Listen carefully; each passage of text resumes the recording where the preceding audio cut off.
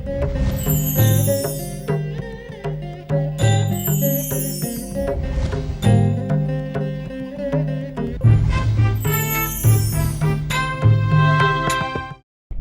एकमात्र यही उपाय है। अगर किसी ने आपको गुमराह करने का कोशिश किया है, अंधविश्वास में लेने का कोशिश किया है कि कोरोना देवी है, तो आप उस मूर्खता की बातों में, मूर्ख की बातों में न जाएं। कोरोना एक महामारी है और उस अंधविश्वास में मत जाएं। केंद्र सरकार की बात को माने, स्थानीय थाने की बात माने, बीडीओ की बात माने, सीओ की बात माने, नगर पंचायत अगर है तो नगर पंचायत कार्यपालक पदाधिकारी की बात माने। अगर कोई अच्छा पत्रकार ईमानदार है जो आपको अच्छा चीज बता रहा है, अगर आपको लगे कि ये नियम और कानून है तो वो मानिए। अगर कोई सात्विक व्यक्ति जो धर्म गुरु है, जो आपको अच्छा चीज बता रहा है, उसको आप अपनाइए। योग करिए, निरोग रहिए। सात्विक भोजन ग्रहण करिए, निरोग रहिए। सत्य कर्म करिए और आप सात्विकता और पवित्रता से रहिए, निरोग रहिए। कोरोना एक महामारी है। अब तक लाखों लोग इससे मर गए पूरे संसार में और लाखों लोग बीमार हैं। ये भारी क्षति कर रहा है और ये अभी ऐसा संभव भी नहीं लग रहा है कि अभी इस पर कंट्रोल पाया जा सकता है।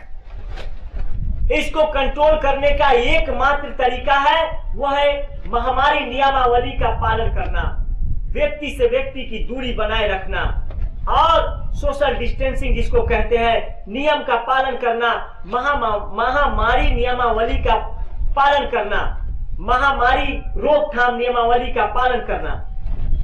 जब आप इस नियम का पालन करेंगे तो इससे आपका बचाव होगा। केंद्र सरकार के प्रधानमंत्री श्री नरेंद्र मोदी ने काफी अच्छा बताया आपको। समय समय पर वो देश को बताते रहते हैं, समय समय पर प्रधानमंत्री आपको बताते रहते हैं कि क्या करना उचित है और क्या नहीं करना चाहिए, क्या करना चाहिए, क्या नहीं करना चाहिए। प्रधानमंत्री अच्छे ज्ञानी भी लगते हैं। आप लोग उस ज्ञान को समझे भी, उनकी बात को माने भी। अगर हो सके तो अपने जीवन का ख्याल रखें और महामारी नियमावली का पालन करें। महामारी रोकथाम नियमावली का पालन करना ही आपके लिए कल्याणकारी होगा और यही सुरक्षा कवच भी है। भीड़ भाड़ में जाने से बचिए। अगर गाड़ियों में आप यात्रा कर रहे हैं, टेम्पू में, तो वहां पर भी आप भीड़ भाड़ में मत जाइए। कोशिश करिए, एक टेम्पू में तीन व्यक्ति बहुत है, एक चलाने वाले। अब चलाने वाले भी भाई साहब अपने पास क्या कर रहे हैं, 3-4 लोगों को सटा दे रहे हैं। नियम और शर्त के अनुसार जो है सरकार ने आपको कहा था टेम्पू चलाने के लिए, उसके बाद पीछे वाले सीट पर भी सटासटी करके बैठा ले रहे हैं। कुछ लोग पीछे भी सटासटी करके बैठा ले रहे हैं। जीप वाले का वही हाल है, कमांडर वाले का वही हाल है, बस वाले भी अधिकांश लोग यही कर रहे हैं। अरे इससे आपका जीवन बचेगा नहीं और खतरों में पड़ जाएगा। आपको बचना है ना, आपको जीना है ना, तो जीना है तो नियम का पालन करिए, सटासटी से दूर रहिए। और व्यक्ति से व्यक्ति में संक्रमण फैल रहा है, इसको रोकना होगा। आज दिल्ली का हाल देखिए, मुझे बहुत दुख हुआ ये सुनकर। बहुत सारे समाचार पत्र में, बहुत सारे टीवी चैनल्स जो समाचार वाले होते हैं, उसमें प्राय ये खबर आते रहते हैं। अधिकांश यही खबर है छाया हुआ, कोरोना कोरोना कोरोना कोरोना। ये कोरोना है क्या, ये जांच का विषय है। ये कंट्रोल होगा कैसे, ये जांच का विषय है। हम सब अव्यवस्था से दूर हो, हम सब अमानवीय हरकत ना करें, हम सब मानवता को पहचाने, हम सब अच्छा बने। अगर हम लोग नियम का पालन करेंगे, महामारी रोकथाम नियमावली का पालन करेंगे, हम लोग व्यक्ति से व्यक्ति में दूरी बना के रखेंगे, अगर हम लोग अच्छा बनेंगे, सच्चा बनेंगे, पवित्रवान बनेंगे, अच्छा भोजन ग्रहण करेंगे, नियम और कानून का पालन करेंगे, तो मैं दावे के साथ कहता हूं, अगर हम लोग महामारी नियमावली रोकथाम का पालन करेंगे तो कोरोना भाग जाएगा। अगर उसको चाल भी करोगे, आओ ना कोरोना, तो कोरोना प्राण लेके भागेगा। आपके पास नहीं आएगा कोरोना, प्राण लेके भागेगा। लेकिन नियम का अगर उल्लंघन करेंगे, अगर नियम का पालन नहीं करेंगे। नियम का उल्लंघन करना ही घातक बनेगा। महामारी रोकथाम नियमावली आपकी सुरक्षा के लिए है। सरकार जितना भी नियम लागू किया आपके लिए लागू किया, ताकि आपको नुकसान ना हो। सरकार ने क्या किया, आपका पूरा पूरा ख्याल किया। जहां तक मुझे मालूम है, जहां तक मैंने देखा और परखा है, जहां तक मैंने अवलोकन किया है, सरकार आपका हित चाहती है। सरकार आपकी सुरक्षा चाहती है, चाहे वो केंद्र सरकार हो, चाहे वो राज्य सरकार हो। आपकी अच्छाई के लिए ही बिहार, उत्तर प्रदेश समेत अन्य कई राज्य, मध्य प्रदेश के मुख्यमंत्री से लेकर के वहां के डीजीपी एक पैर पर खड़े हैं, दिन रात मेहनत कर रहे हैं। मैं सरकार का प्रशंसक नहीं हूं, और ना ही मैं उनका एजेंट हूं, और ना ही मैं उनके पार्टी में हूं, लेकिन जो बात है सो मैं बता रहा हूं। जो जहां है वहां रहेगा फॉर्मूला महामारी का उत्तम ही माना जाता है। लेकिन जिनको आना है वो नियम से ही आएंगे, जिनको जाना है वो नियम से ही जाएंगे। अब हम उसमें मनमानी करने लगे। अगर मैं मनमानी करने लगूं कि नहीं मैं मास्क नहीं पहनूंगा और मैं भीड़ में जाऊंगा, मुझे जो मन में होगा मैं करूंगा, क्या होगा? कानून का उल्लंघन करना सबके लिए दंडनीय अपराध है। भगवान के मंदिर में एक भक्त पहुंचा और वो भाव विभोर हो गया और भगवान को पुकारने लगा।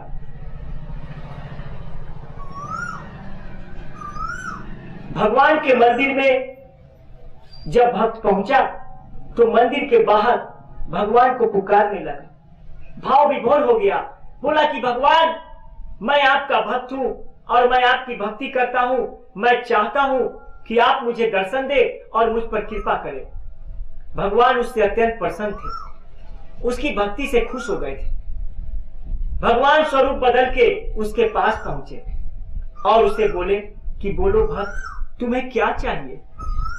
भक्त ने भगवान से बोला कि प्रभु, मुझे आपका साथ चाहिए और मेरा नाम आप अपने नाम के साथ जोड़ लीजिए।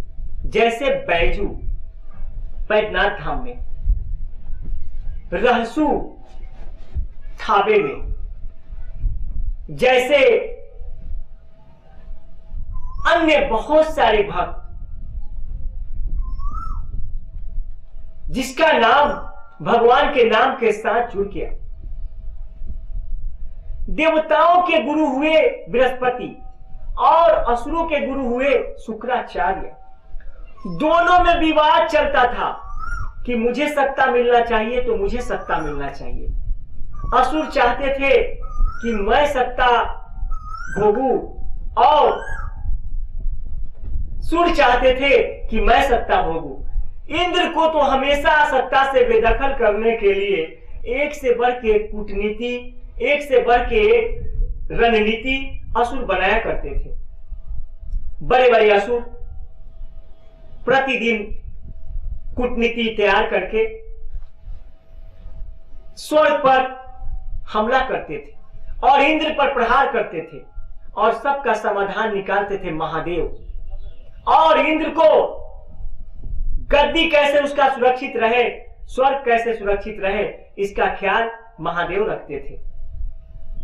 आज देखिए इस संसार में ठीक उसी प्रकार से बहुत सारे जगहों पर गद्दी के लिए मारा मारी मचा हुआ रहता है। देखिए, आप मेरी बात का बुरा मत मानिएगा।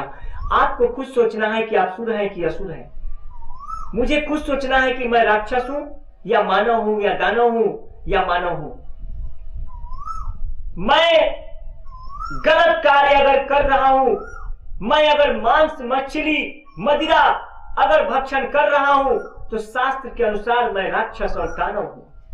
अगर मैं सात्विक भोजन ग्रहण कर रहा हूं, वैष्णवी भोजन ग्रहण कर रहा हूं, तो मैं देवतंत्र हूं और मैं सात्विक हूं, देवताओं की टीम का हूं, देवताओं की योनि से हूं। बहुत सारे लोग कहते हैं कि मैंने देखा है कि बहुत सारे तीर्थाटनों पर, जैसे उज्जैन के काल भैरव में शराब चढ़ते हैं। तारापीठ में भी कुछ लोग कहते हैं कि वहां शराब यानी कि मदिरा का प्रसाद चढ़ता है या हवन होता है। इसका मतलब क्या हुआ? इसका मतलब क्या हुआ कि आप मदिरा ग्रहण करेंगे, आप नशापान करेंगे। ऐसा आपको नहीं करना है। आपको अच्छा बनना है, आपको सात्विक बनना है, आपको पवित्र बनना है, आपको अच्छा कर्म करना है। अगर आप गलत कार्य करेंगे, अगर आप गलत भोजन करेंगे, अगर आप गलत संगति करेंगे तो इसका दुष्परिणाम आपको भोगना पड़ेगा। गलत ढंग से सत्ता हासिल किया हुआ टिकाऊ नहीं होता। गलत ढंग से विद्या हासिल नहीं करना चाहिए, किसी भी प्रकार का कुविद्या। गलत ढंग से धन अर्जित किया हुआ टिकाऊ नहीं होता। गलत ढंग से कोई भी गलत बुद्धि का उपयोग मत करिए। किसी के प्रति दुष्प्रचार ना करिए, किसी के प्रति बुराई मत करिए। बहुत सारे लोग दुष्प्रचार करने लगते हैं, किसी के प्रति कुछ भी बोल देंगे, न जांच करेंगे, न पड़ताल करेंगे, न सोचेंगे, न समझेंगे और कुछ भी बोल देंगे। ऐसा नहीं करना है। आपको खुद सोचना है कि मुझे क्या करना चाहिए, क्या नहीं करना चाहिए। मेरे क्या करने से कहां पर किसकी क्षति होंगे, मुझे क्या क्षति होंगे, समाज का क्या क्षति होगा, यह सोचना चाहिए। आपको अच्छा बनना है, आपको सात्विक बनना है, आपको धार्मिक बनना है, आपको पवित्र बनना है, आपको अच्छा सरकार लाना है, आपको अच्छे सरकार का साथ देना है, आपको अच्छे थानेदार का साथ देना है, आपको बुराई से दूर हटना है। तभी आपके बारे में लोग कहेंगे कि आप अच्छा हैं। अगर आप बुरे लोगों से दोस्ती कर लेंगे तो आपको भी लोग बुरा कहेगा। राजा रामचंद्र जी आपको मर्यादा पुरुषोत्तम कहलाए और एक अच्छा राजा बनके अपने प्रजा का ख्याल कैसे किया जाता है वो उन्होंने बताया। प्रजा का लालन पालन अगर राजा नहीं करेंगे, राजा अपने कर्तव्य का पालन नहीं करेंगे तो कौन करेगा? ये अगर सीखना है तो राम से सीखिए। भगवान श्री राम का जन्म अयोध्या में हुआ। बाल अवस्था में ही वो धर्म, सत्य, भक्त, ब्राह्मण, गौ, नीति, विधि, वेद, नियम की रक्षा के लिए असुरों का संहार करना शुरू किए बाल अवस्था से ही। उसके पश्चात संक्षेप में ही मैं बता रहा हूं, थोड़ा सा बड़ा हुए तो अपने गुरु के साथ जब भ्रमण ही कर रहे थे, शिक्षा काल में ही थे, तो उनका विवाह हुआ। धनुष तोड़ने के बाद वहां बड़े बड़े योद्धा, अतिरथी, महारथी भी गए थे। वो धनुष भगवान शिव का ही था जिसे परशुराम जी ने प्राप्त किया था और जनक जी को सुरक्षित स्थान पर रखने के लिए उन्होंने सौंपा था। रावण के पाप कर्म से उपजा हुआ उसका पापों का फल उसके विनाश का कारण बनने के लिए देवी शक्ति, महाशक्ति सीता का स्वरूप धारण करके कन्या बन के जनक की पुत्री कहलाई और उसके बाद वो बड़ी हो गई थी तो उनके विवाह के लिए स्वयंवर रचा गया था, जहां पर धनुष तोड़कर भगवान श्री राम उनको वरण किए, विवाह किए और उसे लेकर अयोध्या आए। कुछ ही दिनों के बाद मंथरा नामक कूटनी का नजर पड़ गया और उसने क्या किया, भरत की मां को कनफुसकी कर दी। आपके गांव समाज में भी कुछ लोग कनफुसकी करने वाले होते हैं, उनसे सावधान रहिएगा,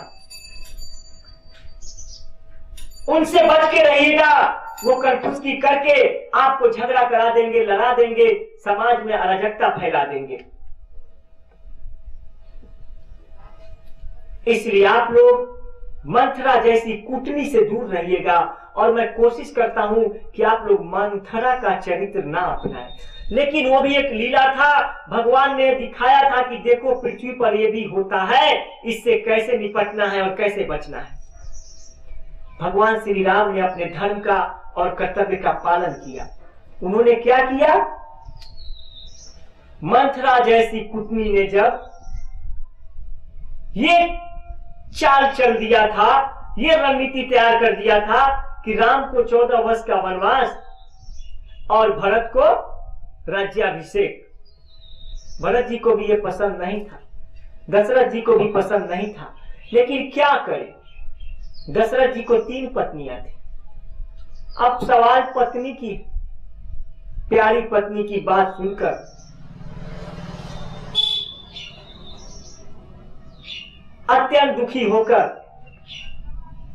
भगवान श्री राम को वनवास जाने का उन्होंने आदेश दे दिया।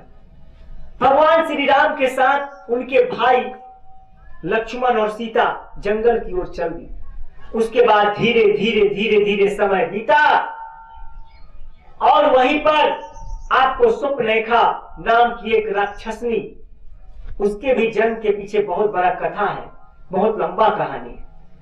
वो आई और एक लीला रची जिसका नाक लक्ष्मण ने काट दिया और वो अपने भाई के पास पहुंची और उसके बाद वहां से तुरंत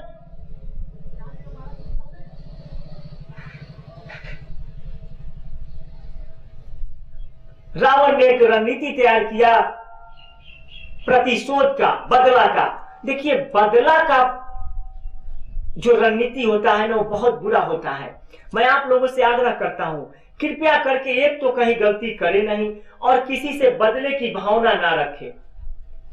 अच्छा बने, सात्विक बने, सच्चा बने, यही आपके लिए अच्छा होगा, उत्तम होगा और परम कल्याणकारी होगा।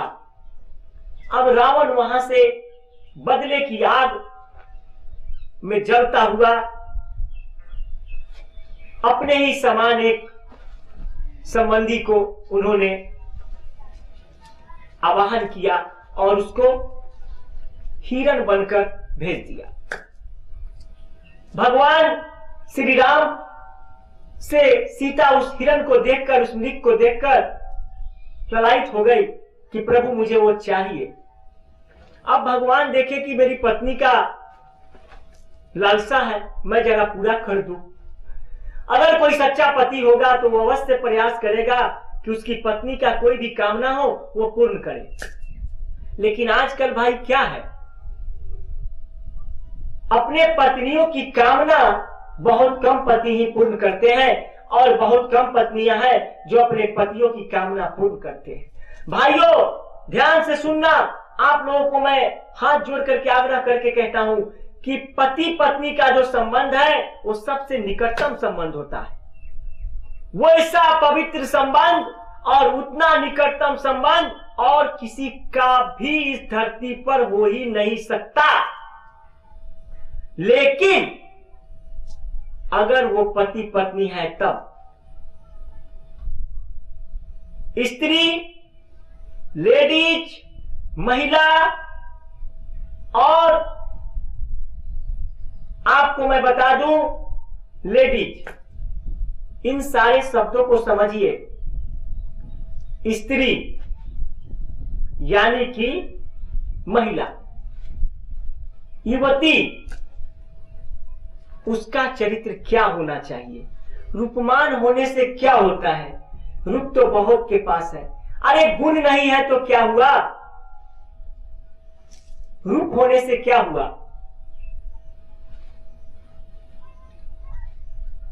गुण होना चाहिए, गुण।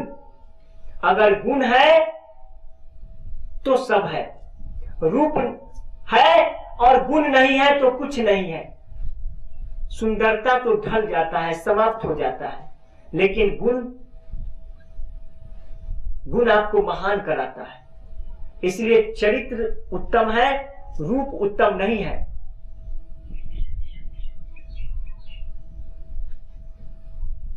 भगवान वहां पर मृग के पीछे पीछे चले गए। मृग कोसों दूर चला गया। उसके बाद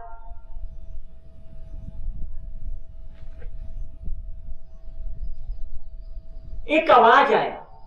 उस आवाज को सुनकर सीता ने कहा कि हे लक्ष्मण, लगता है कि आपके भाई किसी मुसीबत में है, आप जरा जाएं अपने भाई को मदद करें। लक्ष्मण एक अग्नि रेखा खींचकर वहां से चले गए। ध्यान रखिएगा, हमारे भारत में साधु संतों का कितना सम्मान है, कितना मान है, जरा देखते रहिएगा। साधु के भेष में ही रावण क्यों आए? इसलिए आए क्योंकि साधु पर बहुत विश्वास होता है। लेकिन साधु के भेष में अगर ढोंगी बन जाएंगे, पापी बन जाएंगे तो क्या होगा?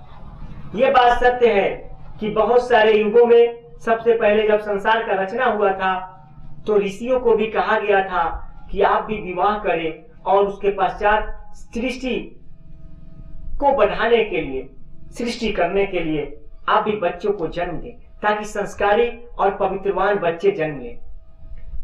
कुछ ऋषियों का विवाह भी हुआ, कुछ ऋषियों ने भी विवाह किया, उनके भी संतान आए। जैसे आपका गोत्र जो होता है वो क्या है, लेकिन उसके पश्चात धीरे धीरे संसार रचना में ब्रह्मा जी और शिव जी यानी कि महादेव के अनुसार सृष्टि की रचना में इसमें मनु और स्वतरूपा को जन्म दिया गया। महादेव अर्धनारीश्वर बने और उसके पश्चात मैथुन क्रिया के द्वारा सृष्टि उपार्जन, सृष्टि करने के लिए नियम लागू किया गया। इसको भोग विलास में मत लीजिए। आजकल संसार में इसको भोगों का साधन बनाया जा रहा है। कितना गलत कार्य है ये सब कुपात्रता है। ये विनाश के लिए आपके लिए मार्ग खोल देगा। इसलिए जो कार्य विधाता ने सृजन करने के लिए बनाया है उसको भोगों में मत ले जाइए। इसके नियम है, इसका विधान है, आप विधान और नियम से चले। इसलिए जब आप पूर्व काल में जाएंगे, जब आप अध्ययन करेंगे, जब आप वेद पुराण पढ़ेंगे तो आपको यह प्रसंग मिल जाएगा कि सृष्टि रचना के बाद ऋषियों को भी विवाह करने के लिए भगवान ने प्रस्ताव रखा था और कुछ ऋषियों ने विवाह भी किया था। उसके पश्चात उनके भी बच्चे हुए, योगियों के समान, तपस्वियों के समान। किस काल में बच्चा जन्म लेगा तो कैसा चरित्र होगा यह भी विधान है। जब आप शास्त्रार्थ करेंगे, जब आप वेद पुराण पढ़ेंगे, जब आप पुराणों का अध्ययन करेंगे तो आपको इसमें मिल जाएगा कि बच्चा जन्म कब हो, किस समय कैसा क्रिया किया जाएगा जिसका अच्छा फल मिलेगा। इसलिए संसार में कोई भी कार्य अगर आप कर रहे हैं तो अच्छे समय में, अच्छे मुहूर्त में करें। लक्ष्मण जी ने क्या किया? एक रेखा खींच दिया। लक्ष्मण जी भागते भागते चले गए। कुछ देर के पश्चात वहां पर रावण जी स्वरूप बदल के साधु का वहां आ गए और साथ में लाए थे पुष्पक विमान। उन्होंने क्या किया? भिक्षाटन के बहाने भिक्षा मांगने के लिए अपना डलिया बढ़ाया। सीता जी थोड़ा सा अन्न लाने अंदर गई घर के कुटिया के अंदर, और जब बाहर आई तो रेखा से खींचकर रावण जी सीता को लेकर फुर हो गए। सीता जी का वहां से हरण हो गया तो रास्ते में जटायु मिले, काफी युद्ध किए। उनको भी भगवान ने वरदान दिया था और उनका सौभाग्य है कि उन्होंने जगत जननी की रक्षा में अपना खून बहाया। उसके पश्चात जब वहां लौटे दोनों भाई तो देखे कि सीता नहीं है। सीते सीते सीते सीते करते करते दोनों क्या किए? जंगल जंगल भटकने लगे। भगवान श्री राम व्याकुल हो गए कि मेरी प्राणों से प्रिय, मेरी प्रियतमा, मेरी सीता कहां चली गई। लक्ष्मण अपनी भाभी के लिए व्याकुल हो गए। लक्ष्मण कौन थे? लक्ष्मण शेषा अवतार थे। जो भगवान श्री राम के भाई थे वो शेषनाग थे, जो समुद्र में भगवान श्री विष्णु जिस पर विश्राम करते हैं ना, वही। और लक्ष्मी सीता थी। उनका अवतार हुआ था पृथ्वी पर मानव जीवन को बताने के लिए कि देखिए कैसे जीना है, कैसे रहना है, कैसे चलना है। एक मानव का कर्तव्य क्या होता है, एक पिता का, एक पति का, एक भाई का, एक भाभी का, एक दोस्त का, एक भक्त का, एक भगवान का फर्ज और कर्तव्य क्या होता है, वही दिखाए भगवान धरती पर आकर। और क्या दिखाया उन्होंने? यही तो किया। उसके बाद जंगल जंगल भटक रहे थे। रास्ते में उन्हें बहुत सारे जीव जंतु मिले, पेड़ पौधे मिले। सभी से पूछते जाते थे, सीता सीता सीता, सीते सीते सीते। क्या हुआ जरा सोचिए आप।